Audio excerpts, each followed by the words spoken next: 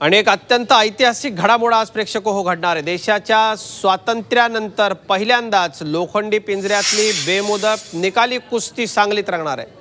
हा थरार आज सांगलीकरांना आणि तमाम देशाला अनुभवता येणार आहे। शहरामधल्या डॉक्टर बाबासाहेब आंबेडकर क्रीडांगणावरती लोखंडी पिंजऱ्यात ही महाकुस्ती होणार आहे। उपमहाराष्ट्र केसरी किरण भगत आणि बेल्जियममध्ये सध्या सराव करणारा भारतीय पैलवान मनजीत सिंग यांच्यामधली ही कुस्ती आकर्षण ठरणार आहे। पैलवान कुस्तीप्रेमी संस्थेच्या उद्घाटन कार्यक्रमाचा औचित्य साधून या निकाली कुस्ती मैदानाचं आयोजन करण्यात आलेलं आहे। रवींद्र कांबळे माझे सहकारी आपल्या संपर्कात आहेत। रवींद्र, किरण भगत उपमहाराष्ट्र केसरी असलेल्या किरणच्या बद्दल महाराष्ट्रभरातल्या तरुणांना क्रेज आहे, कारण महाराष्ट्राचा हा असा पैलवान आहे, एका साध्या माथाडी कामगाराचा मुलगा अत्यंत कष्टातनं पैलवानकी किरणने केलेली आहे। त्याच्याबद्दल संपूर्ण महाराष्ट्रामध्ये गावागावात त्याचे चाहते, त्याच्याबद्दल प्रेम आहे। तर मनजीत सिंग हा बेल्जियममध्ये सराव करतो, आंतरराष्ट्रीय पैलवान आहे। सगळ्यात आधी सांगा महाराष्ट्रभरामधल्या प्रेक्षकांना ज्यांना मोठी उत्सुकता आहे, स्वातंत्र्यानंतर ही पहिलीच कुस्ती अशी होते, या कुस्तीची काय वैशिष्ट्य आहेत? अजित, नक्कीच स्वातंत्र्यानंतर पहिल्यांदाच अशी बंद पिंजऱ्यातली कुस्ती होते। आता आपण बघू शकत असाल असा लोखंडी पिंजरा तयार करण्यात आलेला आहे आणि या पिंजऱ्यामध्येच ही कुस्ती होणार आहे। ही निकाली कुस्ती असणार आहे, बेमुदत कुस्ती असणार आहे। याला वेळेचे कोणतेही मर्यादा असणार नाही आणि सर्वात महत्त्वाचं म्हणजे पंच नावाचा प्रकार असणार नाही। दोन पैलवान एकमेकांच्या विरोधात भिडणार आहेत आणि जो पैलवान जिंकेल तोच पैलवान ह्या पिंजऱ्याचं कुलप उघडून बाहेर येईल आणि त्याला विजयी घोषित केलं जाईल।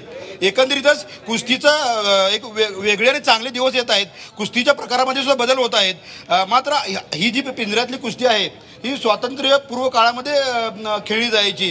कालांतरानं या कुस्तीला लोकाश्रय, राजाश्रय मिळायचा बंद झाला आणि पिंजऱ्यातली कुस्ती ही मातीच्या कुस्तीवर आली आणि त्यानंतर मॅटवरची कुस्तीवर आली आणि त्यामुळं ह्या कुस्तीविषयी आकर्षण आहे। आपण बघू शकत असाल इथं जवळपास 30 बाय 36 फुटाचा पिंजरा तयार करण्यात आलेला आहे। मातीवरची कुस्ती आहे।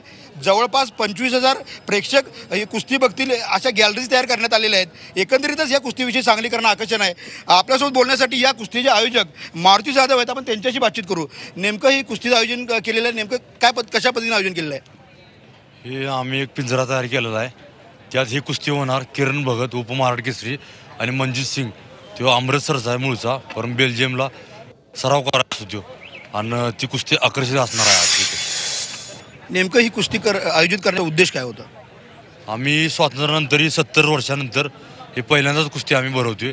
ही पहिली कुस्ती पिंजऱ्यात ही सर्कस, रॅम्बो सर्कस ह्यात व्हायची। सर्कसमध्ये पहिल्यांदा सर्कसमध्ये कुस्ती व्हायची, त्याच्यानंतर सर्कस लागायची। ती आम्ही इतिहास मागाला वाचून ती आम्ही आज इथं ती कुस्ती घेतलेली आहे। आपल्यासोबत बोलण्यासाठी पैलवान गौतम पवार आहेत, आपण त्यांच्याशी बातचीत करू। कुस्तीचे वेगवेगळे प्रकार होते, 3 कुस्तीचे प्रकार होते, काय नेमके हे प्रकार होते आणि कुस्तीत कसा बदल होत गेला?